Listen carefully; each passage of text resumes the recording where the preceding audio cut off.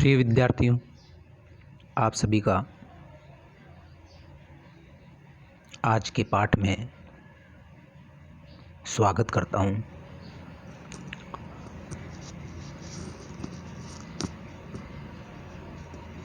हिंदी नाटक के विकास और उस विकास के प्रमुख सोपानों को समझने के क्रम में हम प्रसाद युग तक पहुंच चुके थे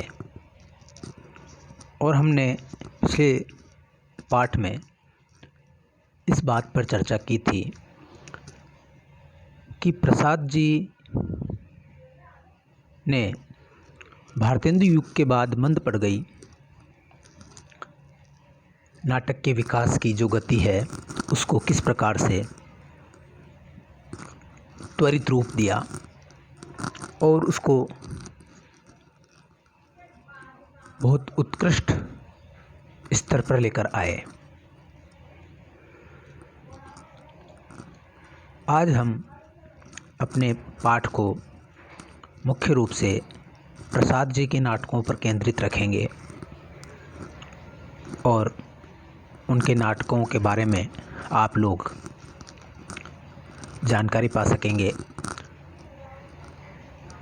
आपको ये जानने को मिलेगा कि प्रसाद जी के नाटकों में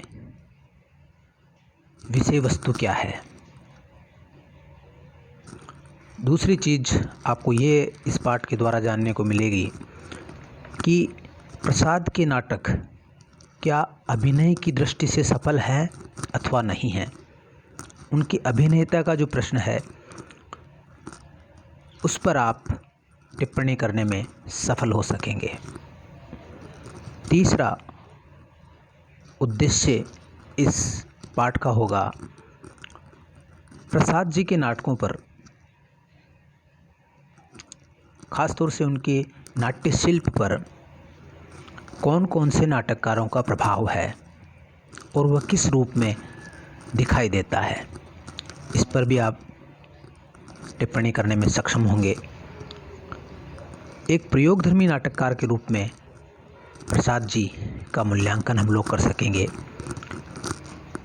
इसके अलावा प्रसाद जी के नाटकों की जो भाषा है उस पर भी हम लोग बात करेंगे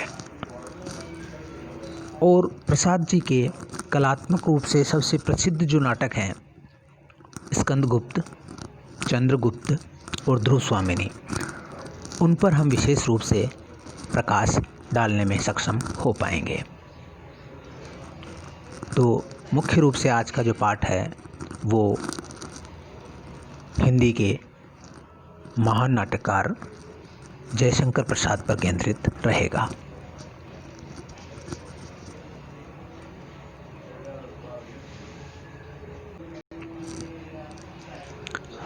हम लोगों ने पिछले पाठ में ये समझा था कि प्रसाद के नाट्य साहित्य के विकास में कई चरण देखने को मिलते हैं और उन्होंने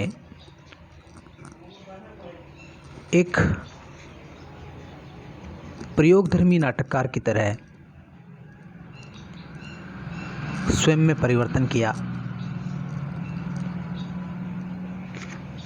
ये हमने देखा था। उनके आरंभिक नाटकों में जहाँ वो माध्यम की खोज कर रहे थे, फिर उन्होंने अपने लिए जब माध्यम पा लिया तो उन्होंने दूसरों का प्रभाव लेकर के और अपने इस नाटक माध्यम को सफल बनाने का प्रयास किया।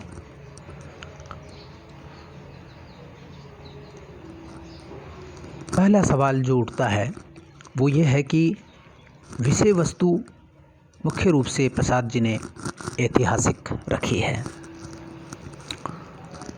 तो ऐसा क्यों हुआ कि प्रसाद जी ने मुख्य रूप से इतिहास के जो चरित्र हैं या ऐतिहासिक पौराणिक घटनाएं हैं उनको ही केंद्र में रख कर के नाटक लिखे हैं। इसकी क्या कारण थे, इस पर हम थोड़ी बातचीत करेंगे। तो इस पर डॉक्टर गोपाल राय का जो मत है उसे हम जान लेते हैं। डॉक्टर गोपाल राय लिखते हैं, उन्हीं को मैं कोट कर देता हूँ। वो लिखते हैं, प्रसाद जी मुख्यतः ऐतिहासिक नाटककार के रूप में प्रतिष्ठित हैं। परतंत्र देश का लेखक यदि वर्तमान की क्षतिपूर्ति अपने गौरवमय अतीत से में करता है तो इसमें आश्चर्य की कोई बात नहीं है। रोमानी प्रकृति के लेखक के लिए तो यह अनिवार्य सा हो जाता है। प्रसाद जी रोमानी प्रकृति के कवि थे, अतः उन्होंने देश के गौरवमय अतीत को अपने नाटकों का विषय बनाया। यहाँ हम ये समझने की कोशिश करेंगे कि प्रसाद का जो रचनाक्रम है वो छायावाद के दौर का रचनाक्रम है नाट्य साहित्य में। तो छायावाद की जो प्रकृति है उसमें कुछ विशेषताएं थी, जैसे राष्ट्रीयता है, स्वच्छंदता है, कल्पनाशीलता है, अतीत का पुनर्जागरण है, अतीत के बारे में पुनरुत्थानवादी विचार है। ये उस समय प्रमुख एक विचारधाराएं चल रही थी, तो उसका प्रभाव प्रसाद जी पे पड़ा और उन्होंने भारत के ऐतिहासिक गौरवशाली जो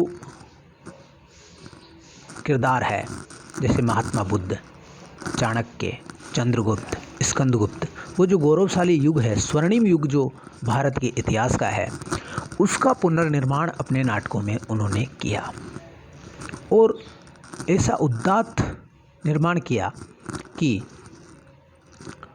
वो वर्तमान समय के जो अस्त व्यस्त जीवन है उसको एक प्रेरणा दे सके।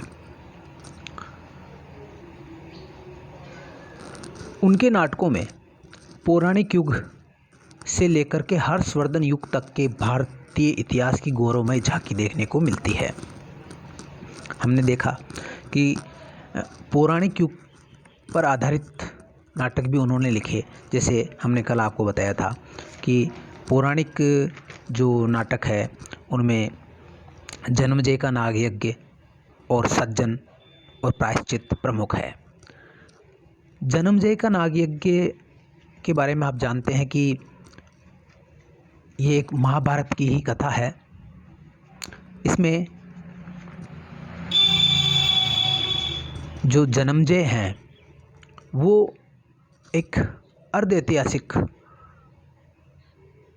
किरदार के रूप में प्रसाद के नाटकों में आते हैं और जन्मजय अर्जुन के पुत्र अभिमन्यु के पौत्र थे, यानी अर्जुन के पुत्र का नाम अभिमन्यु था। अभिमन्यु के पुत्र परीक्षित हुए और परीक्षित के पुत्र जन्मजय हुए।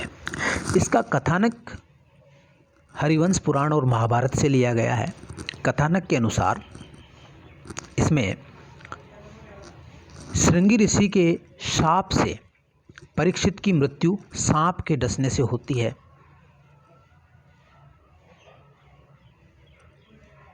और प्रतिशोध लेने के लिए जन्मजय नाग यज्ञ का आयोजन करते हैं और नागों की सारी जाति को नष्ट करने का संकल्प लेते हैं।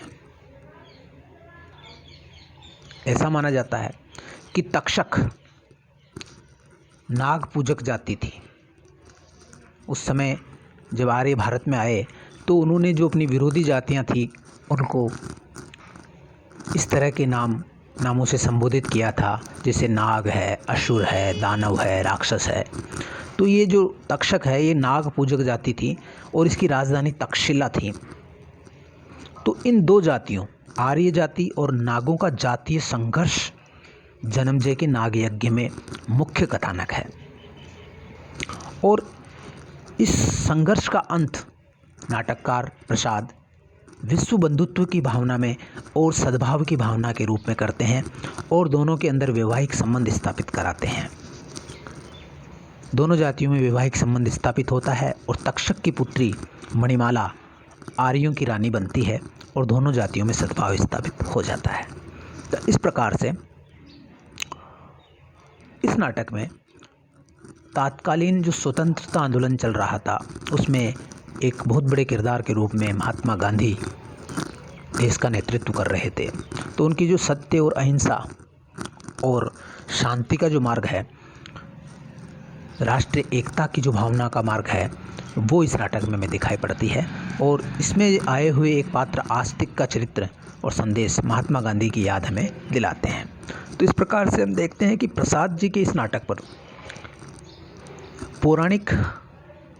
कथानक पौराणिक है, लेकिन उसमें भी एक संदेश छिपा हुआ है जो वर्तमान समय के लिए है कि जातियों में आपसी सद्भाव होना आवश्यक है।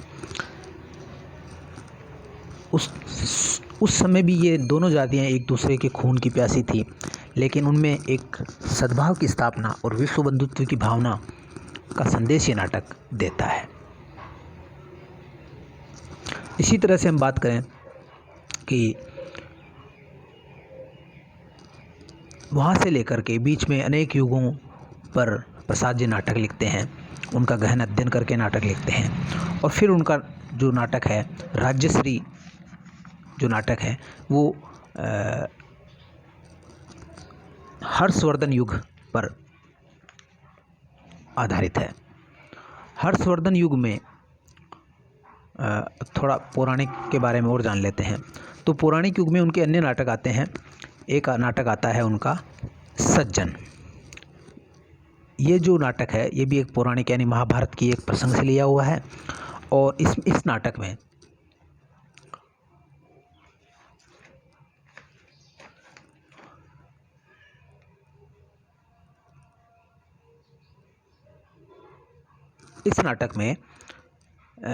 जो प्रसंग है वो युधिष्ठिर की कुटिलता और दुर्योधन की कुटिलता और युधिष्ठिर की क्षमाशीलता का वर्णन सज्जन नाटक में किया गया है। ये महाभारत का प्रसंग है। प्रायश्चित नाटक की बात करें तो ये है, प्रायश्चित जो नाटक है वो राजपूत कालीन नाटक है और ये अर्ध ऐतिहासिक नाटक है। इसमें कल्पना का रंग भर दिया है और देशद्रोही जयचंद की जो आत्मग्लानि है और जो आत्महनन का भाव है, जो उन्होंने अपने जामाता पृथ्वीराज चौहान के विरुद्ध एक तरह से देशद्रोह किया था, षड्यंत्र किया था, उसके बाद जो उनका जो प्रायश्चित है, उनकी आत्मग्लानि है, उसको उन्होंने इस प्रायश्चित नाटक के द्वारा बताया है। इसी तरह से उनके अनेक नाटक आते हैं।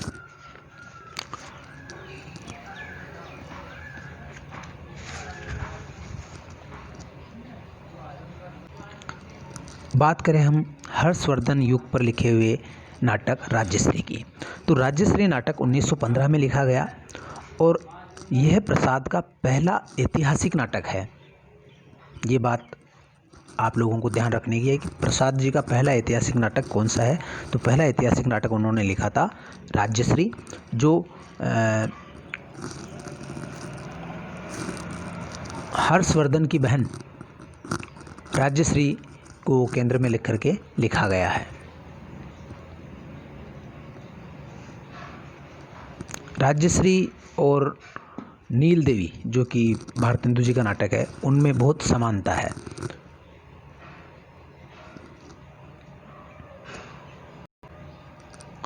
बात हम करें प्रसाद जी की कथा नाट्य वस्तु पर, तो हम देखते हैं कि प्रसाद जी ने अपने सभी नाटकों में भारतीय संस्कृति, ऐतिहासिक समृद्धि, ऐतिहासिक शक्ति और औदात्य का ऐसा चित्र प्रस्तुत किया जो आगे भी प्रेरणा देता है। उन्होंने ऐतिहासिक पात्रों में नया जीवन भर दिया, उनको जीवंत बना दिया, उनको अपनी कल्पना के रंग में रंग करके ऐसा उनमें एक ऐसा प्रभाव उत्पन्न कर दिया जो सबको प्रेरणा दे सके। जैसे गौतम बुद्ध है, चाणक्य है, चंद्रगुप्त है, स्कंदगुप्त है, राज्यश्री है, ध्रुव स्वामिनी है, ये ऐतिहासिक पात्र है। पर प्रसाद के नाटकों में ये कुछ अलग ही प्रभाव लेकर के उपस्थित होते हैं। और इसके साथ में उन्होंने दूसरे जो पात्र, जो काल्पनिक पात्र इन नाटकों में रचे हैं, इन काल्पनिक पात्रों के द्वारा उन्होंने उस युग का पूरा एक चित्र हमारे सामने उपस्थित कर दिया। एक चित्र ही उपस्थित कर दिया। लेकिन यहाँ हम प्रसाद जी पे जो आरोप लगते हैं कि प्रसाद जी अतीत का गुणगान करते हैं, गड़े मुर्दे उखाड़ते हैं, उनके नाटकों में वर्तमान समस्याओं का कोई अंकन नहीं है, ऐसे आरोप आलोचक प्रसाद जी पे लगाते हैं।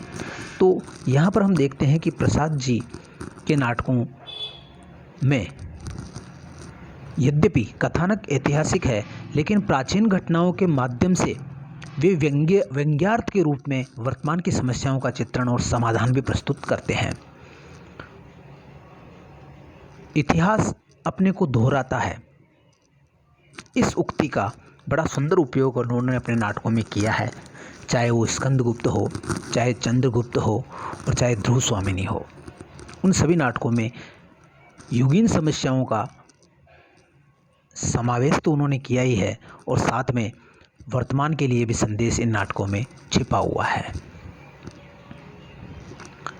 ध्रुव स्वामिनी नाटक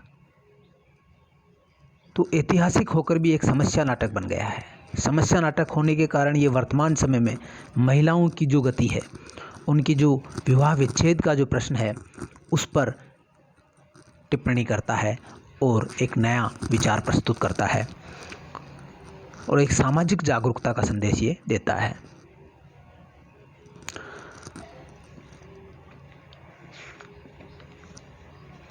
एक अन्य विशेषता प्रसाद जी के नाटकों की यह है कि उनके नाटकों में देश प्रेम की भावना प्रचुर मात्रा में पाई जाती है। पहली विशेषता तो ये आपने बताई कि इतिहास के गौरवमयी पात्रों का अंकन उनके नाटकों में हुआ है, इतिहास बोध की बात है। दूसरा है कि इतिहास बोध के साथ ही देश प्रेम की भावना भी उनके नाटकों में है। जैसे कि हम देखते हैं कि चंद्रगुप्त नाटक में जो उनका गीत आता है, जो कार्नेलिया का गीत है चंद्रगुप्त नाटक में, वो तो बहुत ही ज़्यादा प्रसिद्ध हुआ और तो स्वतंत्रता आंदोलन के दौरान भी उसको खूब गाया गया। इसी जैसे अरुण यह मधुमय देश हमारा, जहाँ पहुँच अनजान क्षितिज को मिलता एक सहारा, ये जो नाटक है, ये जो गीत है, ये बहुत ज़्यादा प्रसिद्ध हुआ। स्वतंत्रता आंदोलन में भी इससे लोगों ने प्रेरणा ली और अतीत के गौरव का एक महिमा मंडन इसमें किया गया है।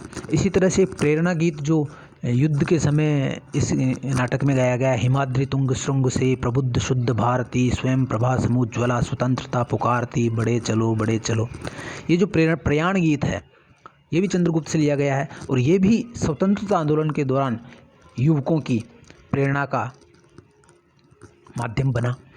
तो इस तरह हम देखते हैं कि उनके ऊपर एक राष्ट्रीयता की भावना है और राष्ट्रीय जागरण की भावना है, वो मुख्य रूप से दिखाई देती है।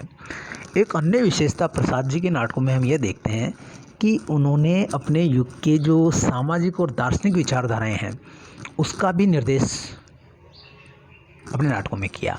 जैसा हमने अभी थोड़ी देर पहले पढ़ा कि उन्होंने ऐसे पात्रों की रचना की जो ऐतिहासिक भी थे और काल्पनिक भी थे, और उसकी रचना करने का उद्देश्य ये था कि वो एक अपने उस युग का एक संपूर्ण चित्र उपस्थित कर सके। तो जैसे चंद्रगुप्त नाटक में हम देखते हैं कि चाणक्य और जो दंडायन है, वो उस युग के दर्शन को उपस्थित करते हैं। दंडायन या दंड स्वामी, ये बहुत बड़े दार्शनिक उस युग के हुए थे और ऐसा माना जाता है कि 4वीं शताब्दी में जब सिकंदर ने, चंद्रगुप्त के समय सिकंदर ने आक्रमण किया था, तो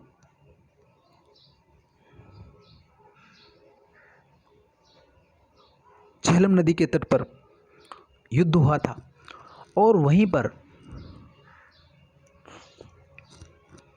तक्षशिला के पास में ये जो दंडायन थे, ये इनका परिचय, इनकी भेंट सिकंदर से हुई थी, जंगल में हुई थी। तो ये जो नागा साधु होते हैं, जो हमें कुंभ के मेले में देखने को मिलते हैं, उनके चित्र हम देखते हैं। नागा साधुओं की परंपरा के साधु थे दंडायन और बिल्कुल नग्न रहते थे। तो इनका जो संवाद है, सिकंदर का और इनका संवाद, वो बड़ा ही लोकप्रिय है और यूनानी भाषा में उस पर अनेक किंवदंतियाँ प्रचलित है। इन दोनों के संवाद को लेकर के अनेक किंवदंतियाँ यूनान के अंदर प्रचलित है। यूनान के अंदर इस दंडायन को डायोजनीज भी कहा गया है।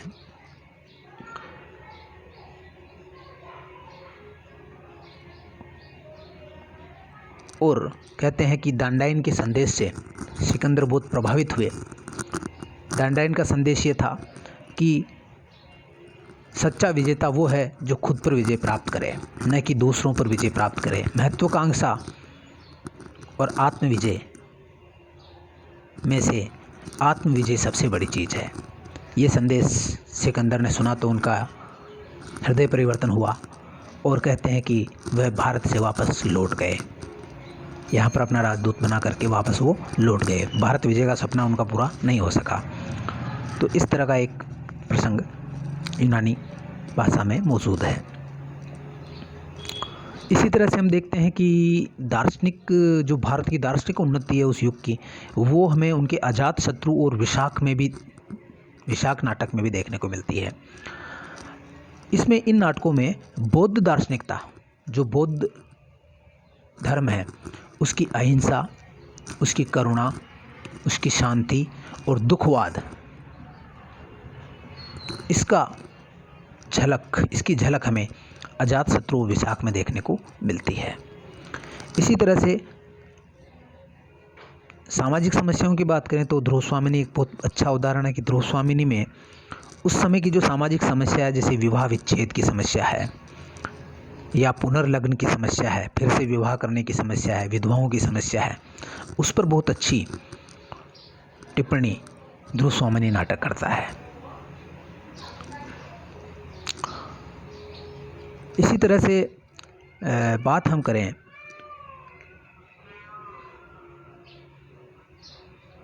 प्रसाद जी के चंद्रगुप्त नाटक की। चंद्रगुप्त प्रसाद जी का सबसे बड़ा नाटक है। ऐसा माना जाता है कि सबसे बड़ा नाटक है।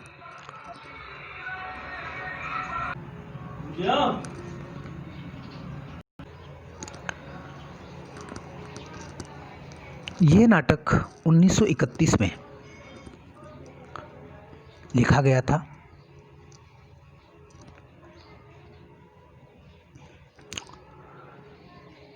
और चंद्रगुप्त नाटक में हम देखते हैं कि इसके शिल्प पर शेक्सपियर के मैकबेथ और रोमियो जूलियट की बहुत अधिक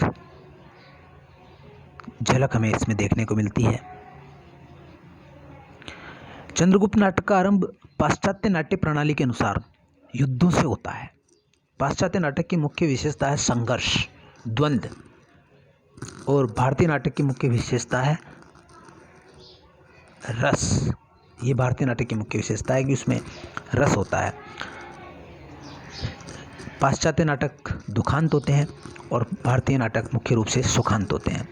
तो इस नाटक का आरंभ युद्धों से होता है और अंत भारतीय नाट्य सिद्धांत के अनुसार संधि स्थापना और चंद्रगुप्त और कार्नेलिया के परिणय के साथ होता है। यानी दोनों ही जो नाट्य परंपराएं हैं उनका समन्वय हमें चंद्रगुप्त नाटक में देखने को मिलता है। ये नाटक चंद्रगुप्त और सेल्यूकस की पुत्री कॉर्नेलिया के विवाह के साथ सुखांत रूप में संपन्न हो जाता है। चंद्रगुप्त नाटक के प्रमुख पात्र सिंगरण, पौरव, आंबिक हैं, जो देश के अलग अलग जो राजवंश हैं उनके शासक हैं और ये सब इनमें आपसी फूट है।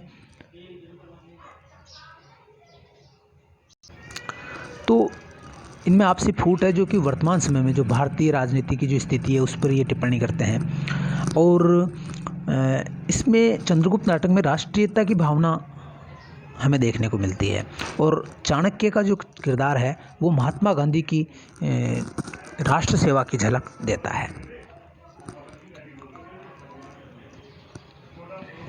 और जो नंद का साम्राज्य है वो विलासिता और अन्याय के साम्राज्य के रूप में इसमें चित्रित हुआ है, जो कि अंग्रेजों के साम्राज्य से तुलनीय है। इसी तरह से बात हम करें स्कंदगुप्त नाटक की, तो स्कंदगुप्त नाटक में जो प्रसाद जी का सबसे ज़्यादा कलात्मक और सबसे प्रतिष्ठित नाटक माना गया है, सबसे ज़्यादा कलात्मक रूप से सफल नाटक माना गया है। इस नाटक में उज्जैनी की कथा है। कुमारगुप्त जो गुप्त शासक थे उज्जैनी के, उनकी दो रानियां हैं, एक देवकी है, एक अनंत देवी है। देवकी का पुत्र स्कंदगुप्त है और अनंत देवी का पुत्र पुरगुप्त है। अनंत देवी षड्यंत्र करती है, महत्वाकांक्षावश षड्यंत्र करके राजा कुमारगुप्त की हत्या करवा देती है और अनंत देवकी जो उनकी दूसरी रानी है उसको भी मारने का कोशिश करती है। उसी समय आकर के स्कंदगुप्त उसको बचाता है और फिर हुणों के विरुद्ध स्कंदगुप्त हुणों के विरुद्ध पूरे देश को एक करने का प्रयास करता है। इसकी नायिका मालव कुमारी देवसेना है। पूरे नाटक में स्कंदगुप्त का बाह्य और आंतरिक संघर्ष समानांतर रूप से चलता रहता है। इस नाटक में भी प्रसाद जी ने चंद्रगुप्त की ही तरह पूरे नाटक के दौरान एक दुखांत स्थितियों का निर्माण किया है। पूरा नाटक में दुख और द्वंद्व संघर्ष देखने को मिलता है, लेकिन नाटक के अंत में इसको सुखांत बना दिया गया है। तो ये मुख्य रूप से हमने इसके अलावा इनका एक प्रसिद्ध नाटक ध्रुव स्वामिनी है। ध्रुव स्वामिनी में हम जानते हैं कि ध्रुव स्वामिनी समुद्रगुप्त के पुत्र रामगुप्त की पत्नी थी। रामगुप्त क्योंकि ज्येष्ठ पुत्र था, इसलिए योग्य पुत्र चंद्रगुप्त विक्रमादित्य पर उसको वरीयता देते हुए उसको शासन सत्ता हाथ लगती है। और ध्रुव स्वामिनी भी, जो कि चंद्रगुप्त की वाग्दत्ता है, वह उससे प्रेम करती है, लेकिन उसका विवाह ज्येष्ठ पुत्र रामगुप्त के साथ हो जाता है।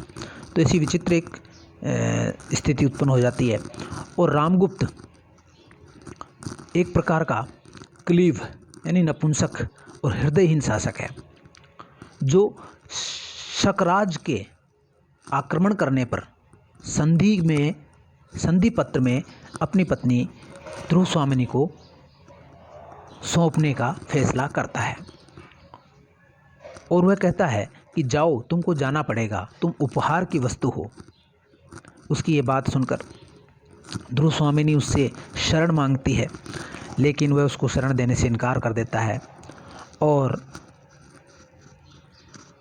फिर जो चंद्रगुप्त है वो आकर के ध्रुव स्वामिनी की रक्षा करते हैं और चंद्रगुप्त एक महिला का वेश धारण करते हैं जो चंद्रा जिसका नाम होता है, और वह आकर के शकराज के साथ द्वंद्व युद्ध करते हैं और शकराज को मार के और फिर राज सत्ता को संभालते हैं। इसी तरह से इसमें जो एक दूसरी समानांतर कथा वह चलती है शकराज और कोमा की। इनकी प्रेम कथा भी चलती है। कोमा का चरित्र बहुत ही प्रेरणादायी है और वर्तमान जो स्त्री है जो अपने अधिकारों के प्रति जागरूक है, उसकी झलक हमें कोमा के चरित्र में देखने को मिलती है। कोमा अपने पति शकराज द्वारा संधि में ध्रुव देवी को मांगने की बात सुनती है तो उसका विरोध करती है और शकराज को धिक्कारती है। तो इससे हमें ये पता चलता है कि वो एक जागरूक स्त्री थी। तो इस प्रकार से हम देखते हैं कि ध्रुव स्वामिनी एक समस्या नाटक है और इसका बहुत अधिक मंचन भी हुआ है। प्रसाद के सबसे ज़्यादा मंचित होने वाले नाटकों में ये माना जाता है और दूरदर्शन पर भी ध्रुव स्वामिनी का प्रसारण हुआ था। और सबसे खास बात ये भी है कि ये नाटक आपके पाठ्यक्रम में भी है, इसलिए आपको इस नाटक को पढ़ना ही चाहिए। अब हम बात कर लें प्रसाद जी पर पड़ने वाले प्रभावों का। तो हम देखते हैं कि प्रसाद जी की जो रंग कल्पना है वो कैसी थी। तो डॉक्टर गोपाल राय लिखते हैं कि प्रसाद जी ने भारतेंदु द्वारा स्थापित नाटक और रंगमंच की परंपरा को नया जीवन और दिशा प्रदान की। प्रसाद की कठिनाई ये थी कि वे जिस प्रकार के नाटक लिखना चाहते थे उसके अनुरूप रंगमंच हिंदी में नहीं था।